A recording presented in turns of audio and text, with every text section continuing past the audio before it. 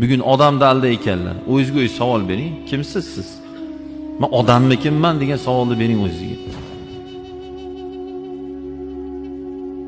Shu savolni beringlar. Qachon o'rganamiz? Ana savol bering. O'zimizga hammamiz qachon o'rganamiz? Mana hozir janoza keldim. Bu odam shu odam o'tib qolganligi uchunmi? Yaqinda o'lamiz akalar.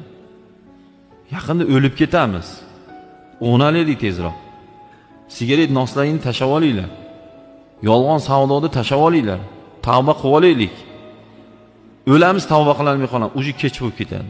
Shuncha yolg'on gapirib, shuncha zulm bilan, shuncha yomon yo'llar bilan topgan pulimiz bor-ku, ham qolib ketadi, ham qiyomatda bizni do'zaxga yetalaydi. Sigaret chekib o'lib ketgan odam qana tavba qilaman? O'ldingiz deylik. Mana hozir o'lib qoldingiz deylik, cho'ntagingizda sigaretingiz bor. Nima deysiz? O'lgan odam tavba qiladimi? Tashaylar, tashavoli. Bu darajada nafsalingga qul bo'lmanglar akalar. Tashang sigaretingizni. Nosingizni tashang. Siz qilaverganingiz uchun siz uchun oddiy hol bu. Siz qilaverganingiz uchun siz uchun oddiy narsa bu. Mayli 50 yil chekkan bo'lsangiz ham tashang. Maktabda 17 yoshingizda 11-10-sinfda boshlagan bo'lsangiz, hozir 67 ga kirgan bo'lsangiz, 50 yil stajingiz bor. 100 yil chekkan bo'lsangiz, tashang, Alloh kechiradi.